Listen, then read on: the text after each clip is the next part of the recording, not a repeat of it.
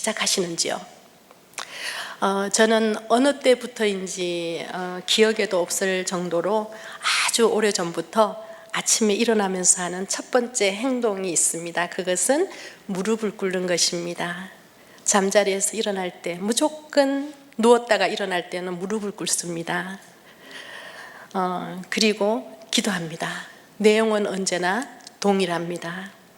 하나님, 제가 하나님께만 무릎 꿇습니다. 세상에 무릎 꿇지 않겠습니다. 그리고 선포를 한 후에 일어납니다. 저는 제가 소원한 대로 그렇게 살았고 또 그렇게 사는 것이 어렵지 않은 시대를 살았습니다. 저는 돌이켜보면, 지금 시대를 보면 제가 자랐을 때 그 시대가 정말 얼마나 행복했었는지 믿음대로 살 수 있다는 것이 너무나도 감사하고, 저는 가장 행복한 사람이라고 저는 생각하고 삽니다. 아마도 그렇게 살 수 있었던 것은 제가 세상을 알기 전에 하나님을 먼저 알았기 때문에 가능한 일입니다. 세상을 살면서 이리 치고 저리 치고 이런 사람 만나고 저런 사람 만나고, 만약에 그랬으면 세상에 대한 불신이 있었을 거예요, 그죠? 그런데 아주 어려서부터 교회 울타리 안에서만 자랐거든요. 세상을 몰랐어요. 사람도 몰랐어요. 울타리 안에 살면서 오직 예배 드리는 것이 내 삶의 전부였어요. 그래서 교회 가서 사는 것이 내게 최고의 행복이었기 때문에, 예배 드림을 통해서 내가 하나님을 배웠기 때문에 저는 그렇게 고백하며 살았고, 내가 행복한 사람으로 그렇게 여기고 살았다는 것이죠. 제가 참사랑 교회 와서, 저도 주로 이제까지 살면서 몇 군데 교회를 다녀봤지만 큰 교회들을 주로 다녔었어요, 신앙생활을. 그랬는데 참사랑 교회 와서 감사하고 또 감격하는 일들이 있는데, 그것이 뭐냐면 아름다운 믿음의 모습들을 볼 때, 그때 저는 참 하나님께 감사합니다. 실명을 이야기해서 송구스럽지만 지난 주일 김문학 장로님을 뵀을 때, 장로님이 오시자마자 헌금 저기 앞에 대에 가서 11조 감사헌금, 주일헌금 봉투를 종류대로 한 움큼씩 꺼내시더라고요. 꺼내시고 가방에 챙겨 넣으시더라고요. 그러시고 난 다음에 교회를 나오지 못하는 기간 동안에 그 헌금을 차곡차곡 채워 넣었다가 교회 나오실 때 한꺼번에 넣으세요. 그런데 지난번에 한번 아주 오랫동안 아프셔서 못 나오셨다가 나오셨을 때, 제가 그분이 이제 혹시라도 넘어지실까봐 제가 헌금을 제가 갖다 드릴게요 하고선 제가 넣어드렸어요. 근데 제가 넣으면서 아차 하는 생각이 들더라고요. 장로님께서 이 헌금을 당신이 직접 넣고 싶으셨을 텐데, 내가 장로님의 마음을 모르고 장로님 헌금을 내가 넣어드린 거 아닌가, 그런 마음이 들었어요. 그래서 이제 요번 주일날은 장로님을 자리에 안내하고 난 다음에 장로님이 헌금하시는데 제가 뒤에 따라갔어요. 살살 따라갔는데 장로님이 헌금을 하시면서 잠깐 묵념을 하시면서 기도하시고 헌금함을 톡톡 때리시더라고요. 톡톡 때리시더라고요. 장로님이 아마 하나님 감사합니다 하고 그렇게 헌금을 하셨을 거다 하는 제 추측이 되더라고요. 그리고 우리 조순옥 권사님 예배를 생명처럼 여기시죠. 예배를 생명처럼 여기시고, 또 기도하시는 우리 권사님들 시간마다 또 정해서 와서 기도하시는 분들, 정말 우리 윗세대 분들은 하나님을 아름답게 섬겼습니다. 정말 아름답게 섬겼고요. 이런 참사랑교회에 남아있는 그 아름다운 믿음의 유산들을 간직하고 있는 교회들이 세상에 얼마나 있을까 하는 그런 생각을 하게 됩니다. 어느 날부터는 주일 저녁 예배도 없어지고요, 수요일 저녁 예배도 없어지고요, 금요 철야 예배도 없어지고요, 그런 교회들이 많이 있습니다. 왜냐하면 문을 열어놔도 교회 성도들이 오지를 않으니까. 그러니까 점점 교회들이 지금 예배가 축소되고 있습니다. 근데 그들의 논리가 뭐냐면, 세상이 변했기에 세상을 따라서 교회도 변해야 한다고들 이야기합니다. 세상의 변화에 발을 맞춰 가야지만 살 수 있다고 하는 거죠. 과연 그럴까요? 전도서 1장 9절에 보면 이미 있던 것이 후에 다시 있겠고 이미 한 일을 후에 다시 할지라 해 아래에는 새 것이 없나니. 여호와 하나님께서는요 영원하시고 불변하시는 하나님이십니다. 역사 가운데 살아계셔서 역사를 주관하시고 또 다스리시는 분이십니다. 세상에 있는 것들은 다 사그러지잖아요. 우리 육신도 마찬가지잖아요. 세상에 있는 것들은 다 없어져요. 해 아래 새 것이 없다 그랬어요. 우리들 육신들이 옛날 사진 보시면은 좀 그런 거 있지 않나요? 옛날에는 참 젊고 어린 시절부터 이렇게 생각해 보면 우리는 점차 지금 노년의 때를 지나고 이제 가고 있습니다. 마지막을 준비해야 되는 그러한 단계에 있습니다. 여기에는 누구도 예외가 없죠. 근데 우리는 종종 잊어버리고 사는 것 같아요. 우리가 영원히 살 것처럼, 그냥 오래오래 이 땅에 발붙이고 살 것처럼. 절대로 아닌데 말입니다. 고등학교 시절에 토요일이면 어머니의 하얀 고무신을 빨아들이는 게 제가 하는 일이었어요. 어머님이 저희들을 가수원을 했거든요. 밭일로 늘 바쁘시고 분주하시니까 토요일 날 오후에 되면 제가 어머니 고무신을 이제 꺼내가지고 하얗게 제가 씻어요. 근데 그걸 씻으면서 그렇게 행복했어요. 그리고 이제 주일 아침에 되면 저희 어머니는 항상 그때 당시에는 한복을 입고 가셨어요. 여름이면 양산을 쓰고 한복을 곱게 차려입고 그렇게 가시는 뒷모습을 보며 저는 하나님을 배웠어요. 하나님을 예배하는 자들이 어떠해야 되는지를 어머니의 뒷모습을 보고 배운 거죠. 아마 지금 이런 이야기들을 하면 젊은 분들에게는 생소한 이야기가 될 것입니다. 그들은 한 번도 본 적이 없기 때문에. 그러나 우리가 마음에 담아두어야 되고 또 우리가 생각하고 배워야 될 이야기라고 생각합니다. 사람들은 말합니다. 우리는 지금 한 번도 살아보지 못한 코로나 시대를 살고 있다고.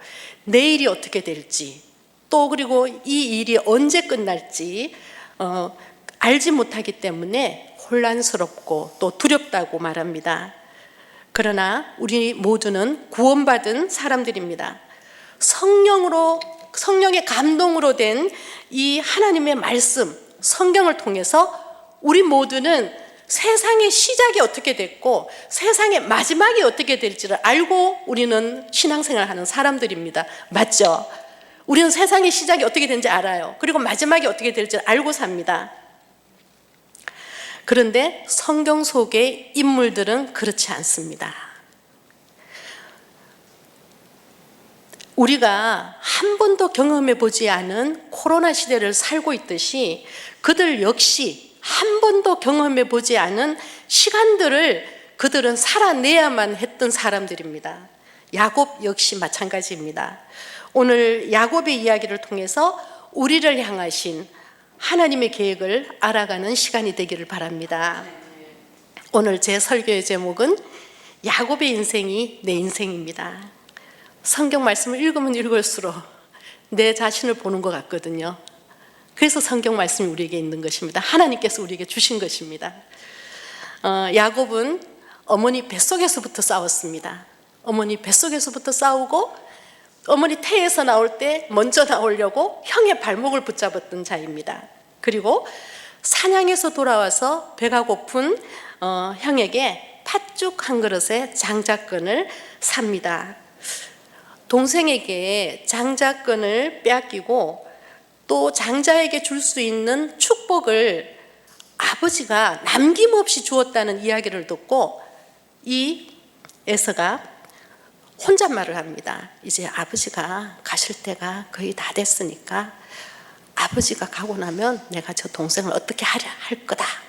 그렇게 마음속으로 하고 혼잣말을 했는데 그 말을 또 리브가가 들었어요. 근데 리브가가 듣고 친정집이 있는 밧단 아람으로 이제 아들을 보내죠. 그리고 야곱은 그 외삼촌 집으로 가는 길에서 베델에서 하나님을 경험합니다. 여러분 아시죠? 야곱의 사닥다리, 천사들이 꿈에 오르락내리락 하는 그러한 것을 보고 야곱이 서원을 합니다. 야곱이 서원하여 이르되 하나님이 나와 함께 계셔서 내가 가는 이 길에서 나를 지키시고 먹을 떡과 입을 옷을 주시어 내가 평안히 아버지 집으로 돌아가게 하시오면 여호와께서 나의 하나님이 되실 것이요 내가 기둥으로 세운 이 돌이 하나님의 집이 될 것이요 하나님께서 내게 주신 모든 것에서 10분의 1을 내가 반드시 하나님께 드리겠나이다. 이렇게 서원했습니다. 여기까지 야곱에게 하나님은 나의 하나님이 아닙니다. 왜요? 먹을 것과 입을 것을 주셔서 아버지 집으로 평안히 돌아오게 하면 그때 나의 하나님이 되겠다는 거예요. 조건부예요. 야곱이 그런 사람이에요. 자기 조부 아브라함의 하나님, 내 아버지 이삭의 하나님으로는 고백을 하지만 나의 하나님은 아직 안 됐어요. 하나님께서 내가 지금 이렇게 바닷바람으로 형의 낯을 피해서 도망을 가는데 거기에서 무사히 돌아오게 하면 그때 하나님이 내 하나님이 될 거라는 거예요. 참 얍삽하죠. 우리가 성경 읽으면서 참 재밌는 부분들을 참 많이 보게 되는 것 같아요. 그리고 드디어 당도한 외삼촌 라반의 집에서 그가 당한 것은 더 심한 것이었어요. 너무나도 사랑스러운 라헬을 보고 흠모했어요. 그리고 그를 아내로 달라고 했을 때 7년을 대가 없이 내 일을 해주면 라헬을 주겠다고 라반이 이야기하죠.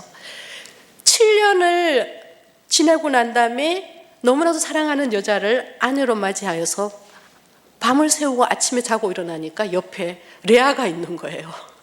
자기가 사랑했던 라헬이 아니라 레아가 있는 거예요. 정말 7년을 수일처럼 여겼다 그랬어요. 7년이란 시간이 결코 짧은 시간이 아님에도 얼마나 그 라헬을 사랑했든지 수일처럼 여길 정도로 그렇게 세월을 보냈는데 이제 다시 또 7년이란 시간을 또 라반이 요구를 합니다. 만약에 네가 다시 7년 동안 나를 위해서 일해주면 그 언니 라헬도 주겠다. 자기들의 풍습에는 동생을 먼저 시집 보내는 일이 없다. 이렇게 얘기하면서 얘기합니다. 그래서 대가 없이 또 7년이라는 세월, 그러니까 14년간을 대가 없이 일을 하게 되죠. 여기서부터 그런데 또 자매 간의 갈등이 시작됩니다. 라헬은 자기가 남편의 사랑을 받고 있는 여자잖아요. 사랑을 받고 있는데 그것을 알고 있잖아요. 자기 때문에 자기 남편이 지금 어떤 고생을 하고 있고 그동안 어떻게 살았는지를 알고 있기 때문에 아마 그냥 이렇게 살지는 않았을 거예요. 굉장히 자기 자신이 우쭐하고 또 뭔가를 드러내고 싶고 그런 마음이 있었을 거예요. 그런데 레아는 또 그렇지 않잖아요. 남편에게 사랑을 받지 못하는 사람이라는 것을 알고서 부부 생활을 해야 된다는 것은 정말 얼마나 많은 시험이겠어요. 그죠? 미움과 질투와 시기심 막 이런 것들이 있었을 거예요. 그런데 하나님께서는 라헬보다도 레아를 더 생각하셨어요. 레아에게 자식들을 더 많이 주셨죠. 그런데 그들은 거기에서 또 끝나지 않고 자신들의 시녀까지 서로 경쟁적으로 또 줍니다. 야곱은 아마 당시에 되어가는 이 모든 상황을 이해할 수 없었을 것입니다. 하나님의 구원 역사가 자신을 다루시는 것에서 진행되고 있다는 것을 그때는 몰랐습니다. 그렇게 20년을 하란에서 삶을 정리하고 하나님의 지시하심을 받아 아버지가 있는 브엘세바로 귀향하게 됩니다. 그리고 오늘 본문 말씀입니다. 본문 말씀 바로 앞에 보면 형 에서가 장정 400명을 거느리고 오고 있다는 전가를 이제 야곱이 받게 됩니다. 근데 그때 야곱이 그 사실을 알고 난 다음에 어떻게 합니까? 가지고 있는 모든 짐승을 세 떼로 나누어서 각자 거리를 두고 떠나게 합니다. 이때는 이미 마하나임에서 하나님의 사자들을 만난 이후입니다. 하나님의 사자를 만나고 함께 하실 것을 알고 있었음에도 여전히 그는 인간적인 방법을 쓰고 있는 것입니다. 야곱다운 행동이죠.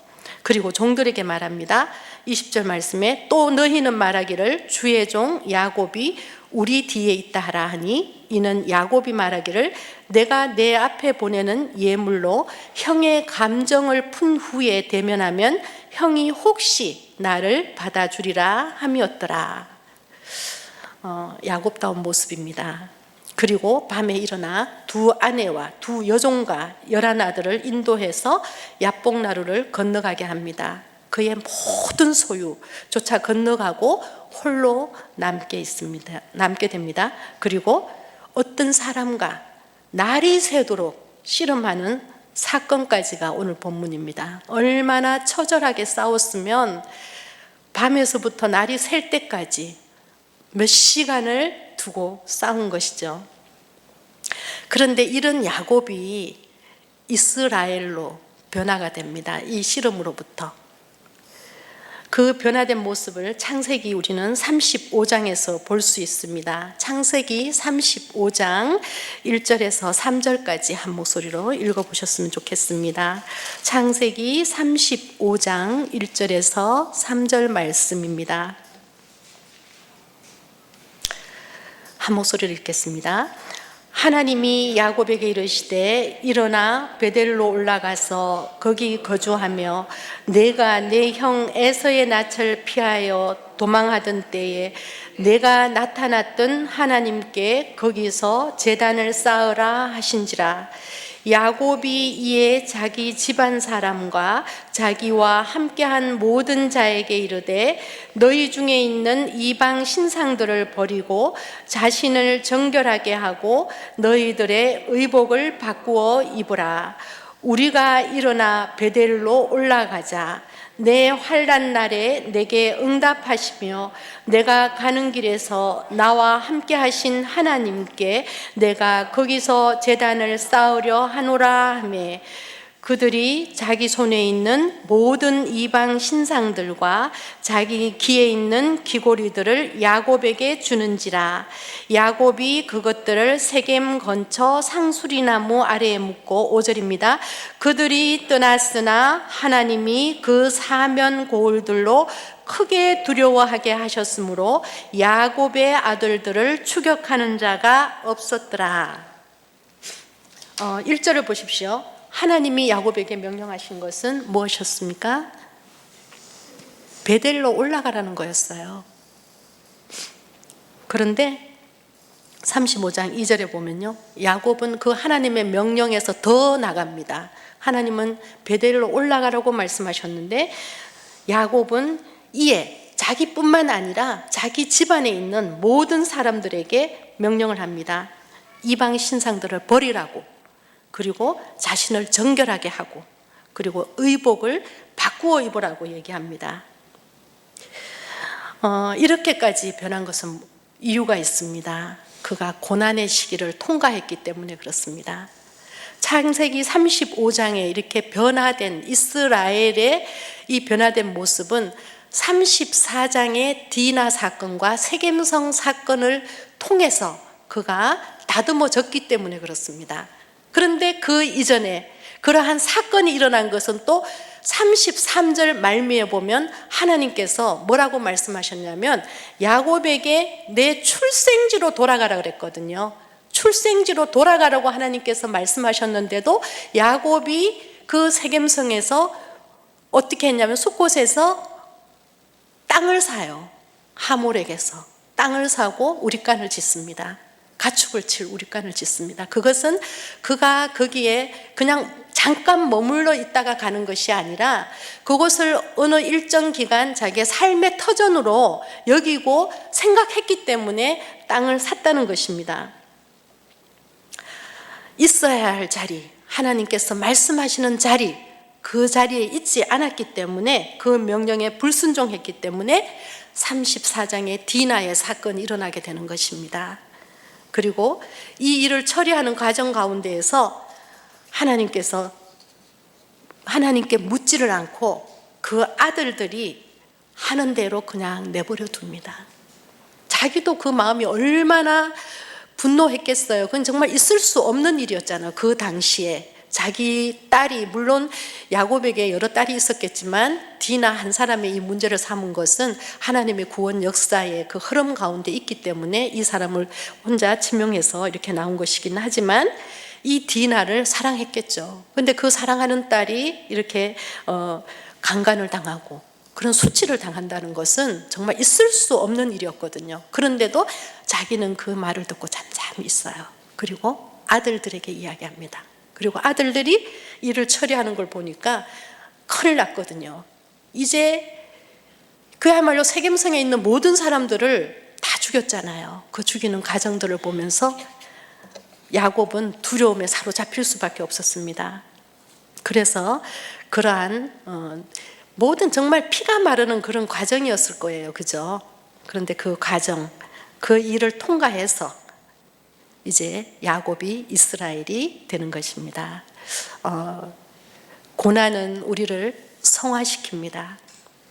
야곱은 다루심을 통해서, 하나님의 다루심을 통해서 무엇이 하나님과의 교제를 저해하는지, 어떻게 해야 또 재난과 또 환난에서 건짐받을 수 있는지를 그가 깨달았던 것입니다. 처절하게 그가 깨달았던 것입니다. 하나님의 명령에 순종하지 않고 있어야 할 자리에 있지 않고 그가 내 생각대로 내 삶의 터전을 내가 여기에서 어느 정도 내가 살아보겠다 하는 결정을 내렸던 그 건 하나로 인해서 이렇게 큰 사건들이 벌어지게 되는 것이죠.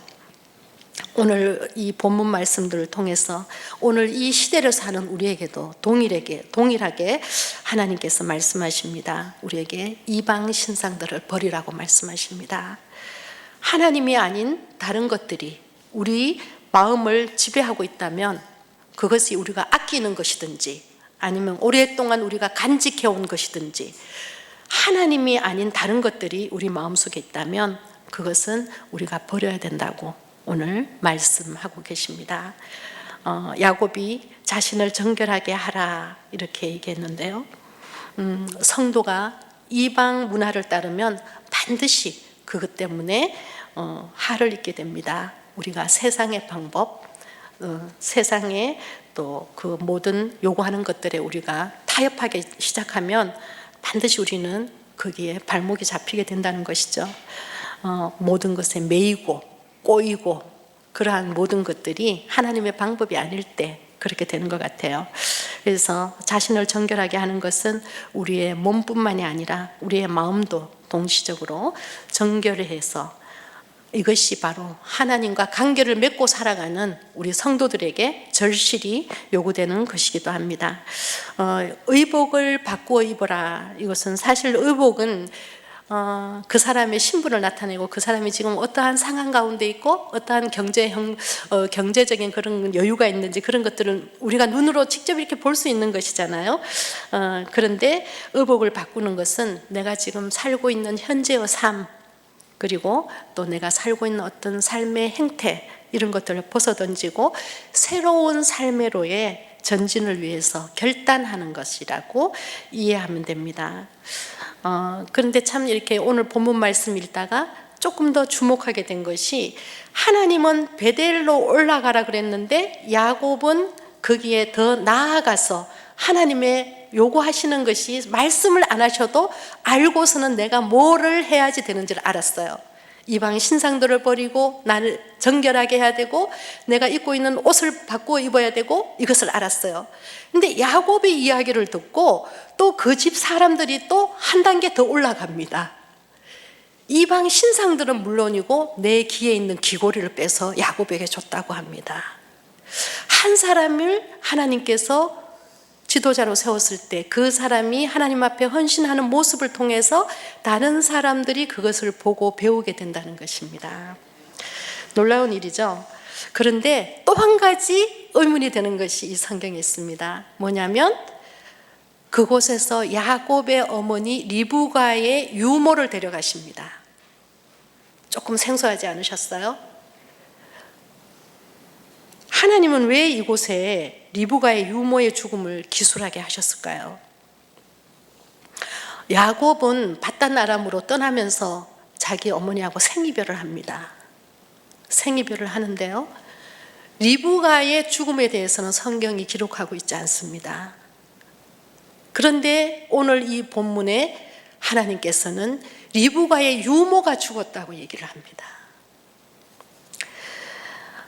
리브가의 죽음조차도 성경은 기록하고 있지 않음에도 불구하고 리브가의 유모의 죽음을 기술한 것에는 깊은 뜻이 있다고 생각합니다.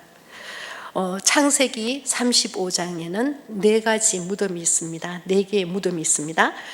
첫 번째 무덤이 이방 신과 또 단장품의 무덤입니다. 그리고 두 번째 라헬의 무덤이 있습니다. 그리고 유모를 묻은 무덤이 있습니다. 그리고 네 번째 아버지 이삭의 무덤입니다. 이제 하나님의 구원 역사에서 야곱이 이제 서서히 마지막을 향하여 가고 있다는 것을 보여주고 계신 것입니다.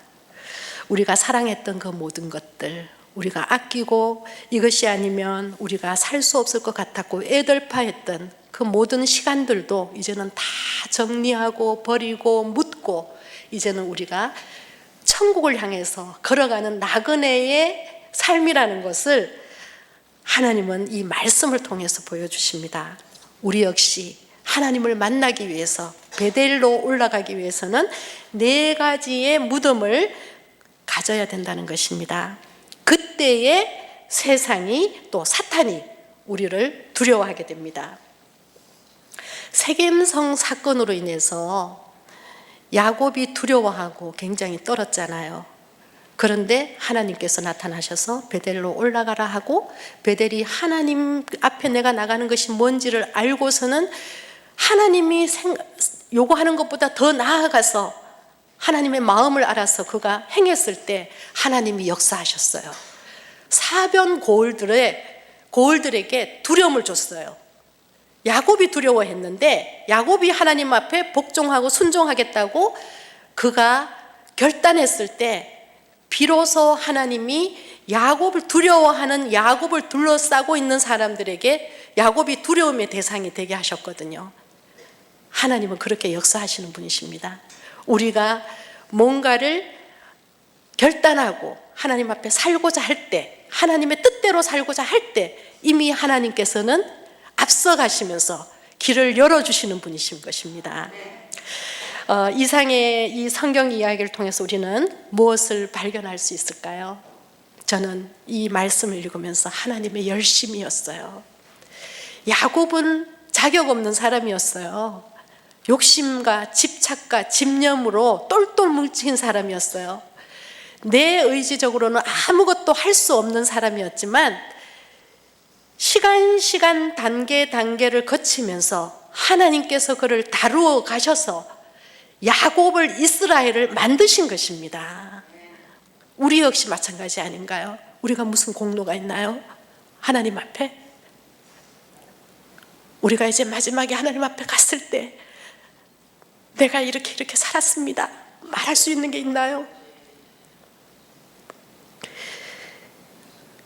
야곱을 이스라엘로 만드신 하나님이 우리를 성도로 부르십니다. 하나님의 열심으로 야곱의 인생을 전적으로 다듬어 가신 것은 하나님의 목적은 단 하나였어요. 하나님이 보시기에 좋았더라 하는 인생을 만들고 싶으셨던 거예요. 하나님이 보시기에 좋았더라. 우리에게도 마찬가지입니다. 우리에게도 하나님은 하나님 보시기에 좋았다라는 그 인생이 되기를 보고 계십니다. 누군가가 이렇게 말했습니다. 하나님은 삶으로 변장해서 우리에게 다가오신다. 이 세 족장 아브라함은 하나님을 6번 만났어요. 그리고 야곱은 7번 하나님께서 나타나 주셨어요. 그런데 우리에게는 하나님은 말씀으로 다가오시는 분이십니다. 말씀으로 다가오시는 분이십니다. 우리가 이 말씀 가운데 젖어서 살지 않으면 우리는 하나님을 만날 수 없습니다. 우리가 믿고 있다는 것과 믿는 자로 산다는 것은 분명히 다른 일입니다. 우리가 교회에 나온다는 것과 하나님의 말씀대로 사는 것, 믿는 자의 삶은 반드시 다릅니다. 저는 이 말씀을 준비하면서 이 세 족장 아브라함과 이삭에게 하나님은 사람의 모습으로 나타나셨어요. 사람의 모습으로 나타나셨다는 것을 기억하십시오. 마찬가지로 하나님은 지금도 우리에게 사람으로 나타나실 수가 있습니다. 어떤 사람을 볼 때 우리가 긍휼히 여기는 마음이 들고 우리가 한우들을 위해서 기도하잖아요. 그 아픔에 우리가 동참하잖아요. 그것은 하나님의 마음, 하나님의 모습으로 우리가 받아들일 때 우리가 하나님의 원하시는, 정말 진정으로 원하시는, 하나님이 보시기에 좋았더라 하는 인생으로 우리가 또 변화될 줄 믿습니다. 너무 감사합니다. 정말 하나님께서, 우리는 아무 공로 없지만 하나님의 열심으로 우리를 변화시켜 가실 것입니다. 만약 우리가 지금 조금 부족하고 우리가 지금 내 마음대로 안 되는, 나는 정말 생각하고 마음은 원이지만 안 되는 부분들 분명히 있잖아요. 우리가 꺾지 못하는 내 자아가 있잖아요. 그럼에도 불구하고 우리가 낙심하지 말 것은, 하나님의 열심은 결코 막을 수 없다는 것입니다. 하나님은 반드시 하나님께서 뜻하신 대로 세우시는 분이십니다. 믿습니다. 기도하시겠습니다.